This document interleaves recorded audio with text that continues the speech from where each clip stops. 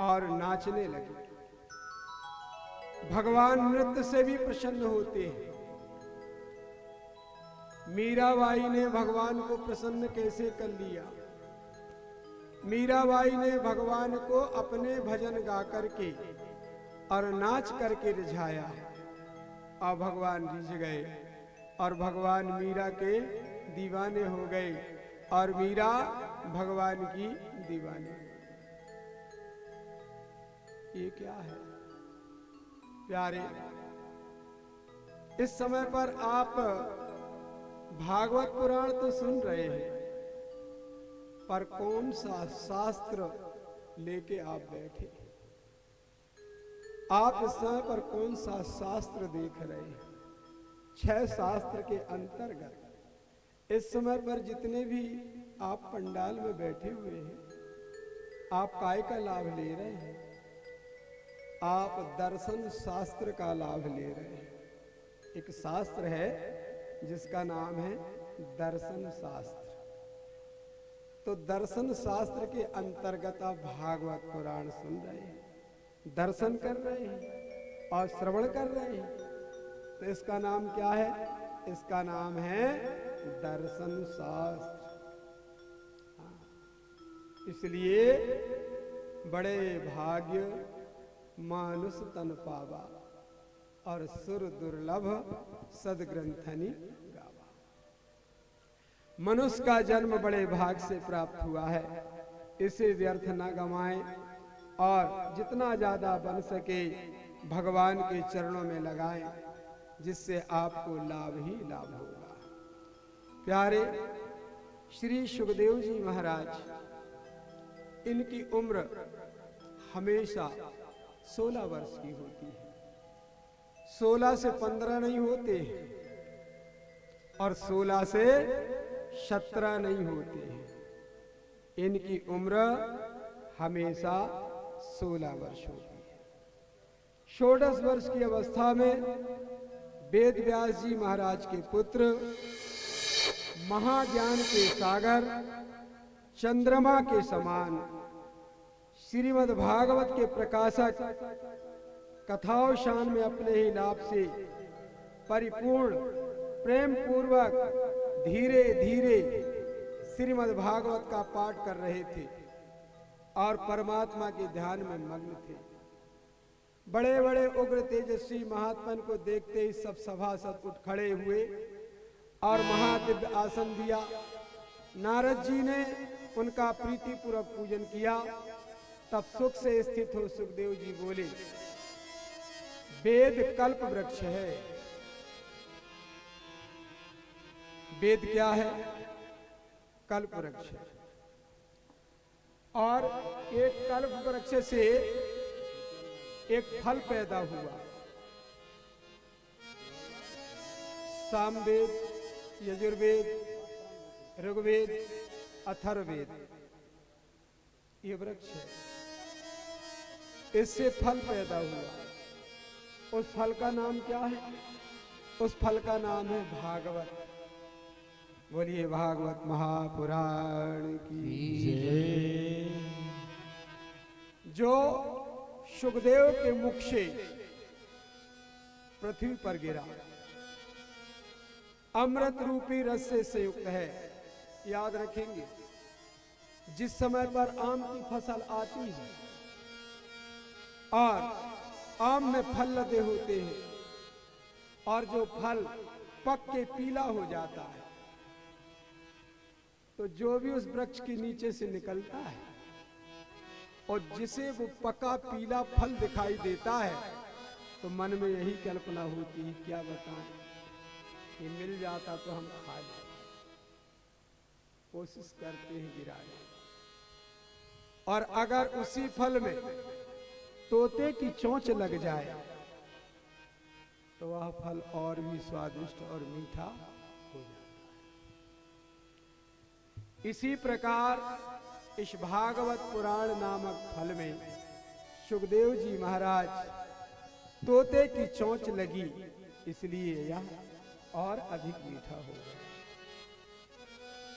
प्यारे, अगर हम आपको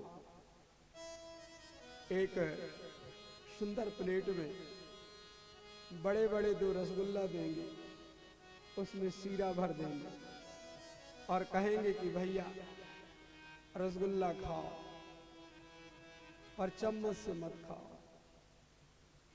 एक काम करो, एक रसगुल्ला उठा के पूरा खा जाओ और सीरा पी लो, पर दूसरा रसगुल्ला खाओ, मुंह में रख लो, एक के बाद मुंह से बाहर निकालो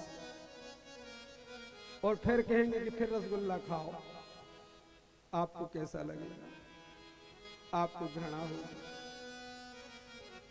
रसगुल्ला इतना स्वादिष्ट, इतना सुंदर बना है, जैसे हम चम्मच के माध्यम से खा सकते हैं या एक बार खा सकते हैं, और एक बार मुंह में खा करके फिर बाहर हाथ में निकाल के खाने में घृणा होगी, नहीं खा सकते।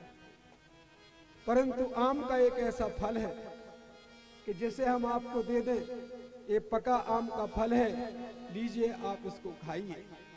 आप क्या करेंगे, उसमें जो डंडी लगी होगी छोटी सी, उसको अलग कर देंगे, दबा के उसका तोड़ निकाल देंगे और इसके बाद सैकड़ों बार अपने मुंह में भीतर और बाहर करते रहेंगे।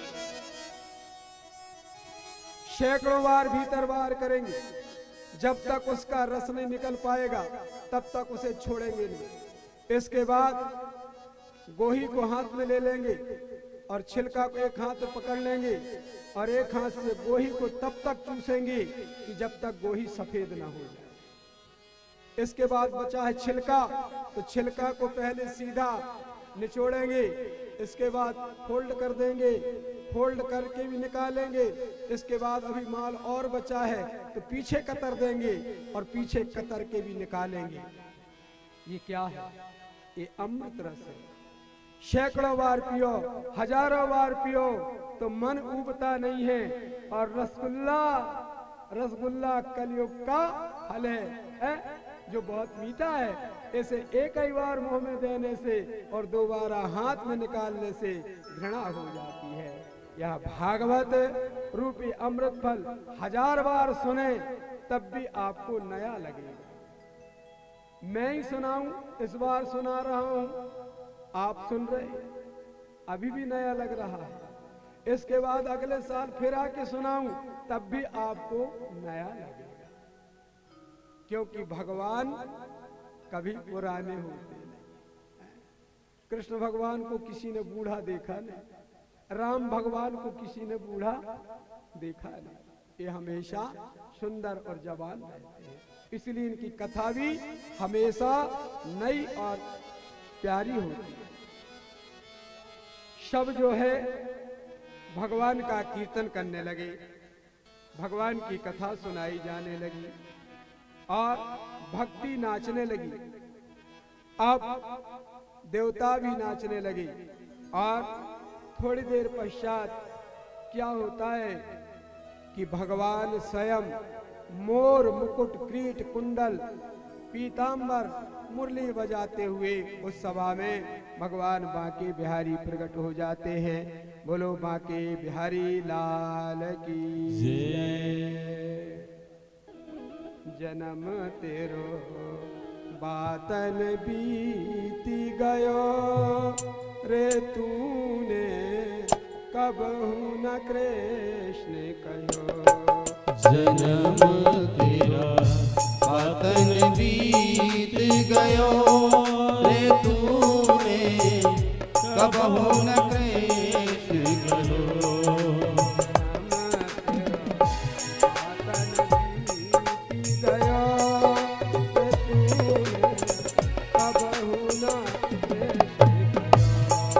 जन्म तेरा बातन बीत गयो रे, तूने कबहू न कृष्ण कहो।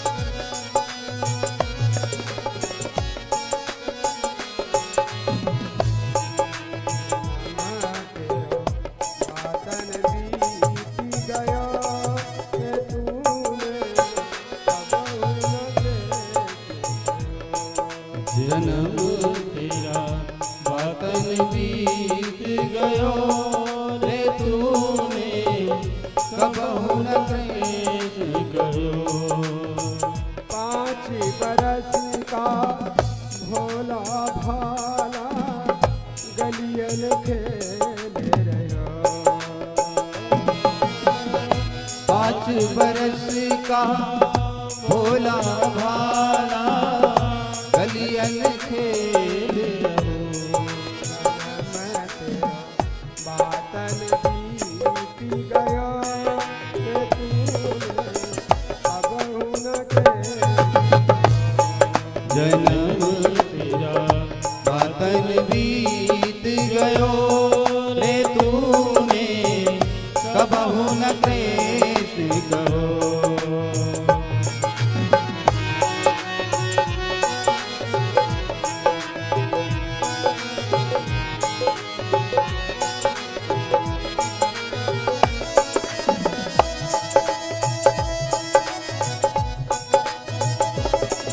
हरि ओम।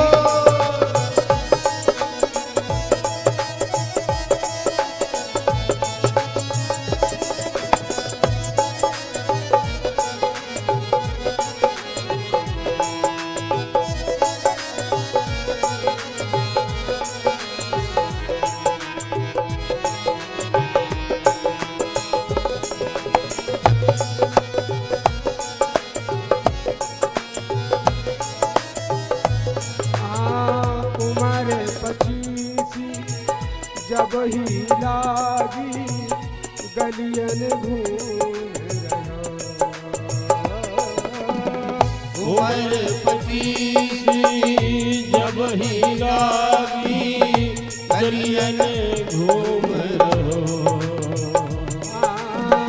उम्र 25 जब ही लागी गलियन घूम रहो।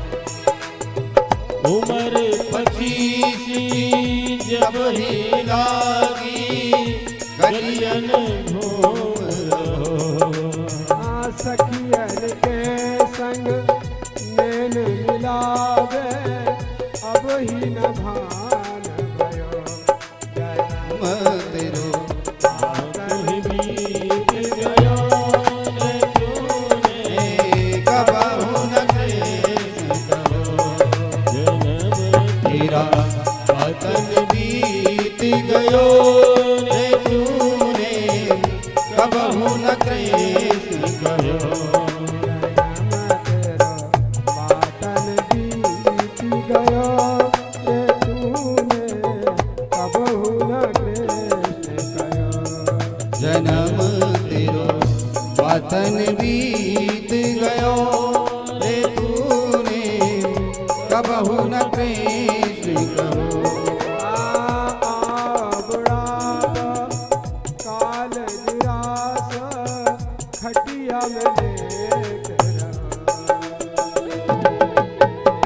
आओ बुढ़ापो काल गिरासो खटियन आन परो। तेरत है कोई सुनता ही नहीं। हाँ अब ही न राम भजो। नाम तेरा बातन बीत हरि ओम।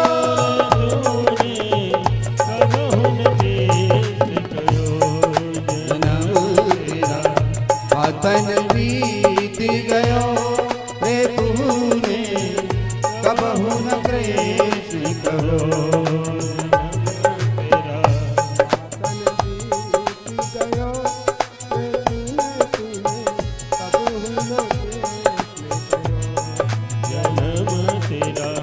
बातन बीत गयो रे तूने कबहु न क्लेश करो।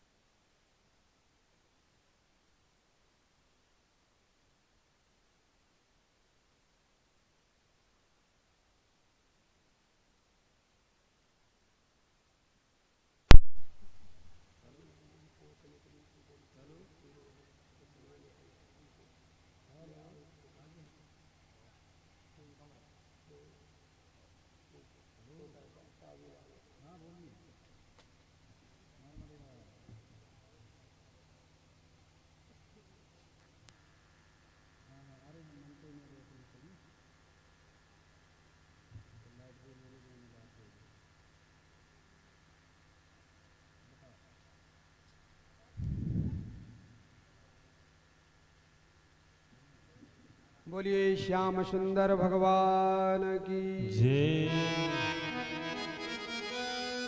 भक्ति नाचने लगी, भगवान ने दर्शन दिया। भक्ति ने कहा प्रभु आपके दर्शन हो गए और मेरा जीवन सफल हो गया, मेरे बेटे ज्ञान वैराग पुष्ट हो गए। प्रभु मुझे आप एक बात बताइए कि अब मैं जाके कहाँ रहूं, मैं रहूं तो कहाँ रहूं। तो भगवान ने कहा जो हमारी पूजा करते हो, जो हमें लल्ला कह के भोग लगाते हो, जो भगवान की आरती उतारते हो, जो गौ को, ब्राह्मण को, साधु को, माता को, पिता को, गुरु को मानते हो, जिनके शरीर में भक्ति हो, हे भक्ति तुम उनके दिल में जाके वास करो। बोलो भक्ति महारानी की जय। अब अपने अपने मन में विचार कर लीजिए कि किसके मन में भक्ति का निवास है और किसके मन में भक्ति का निवास नहीं है। ये पता आपको खुद चल जाएगा। है?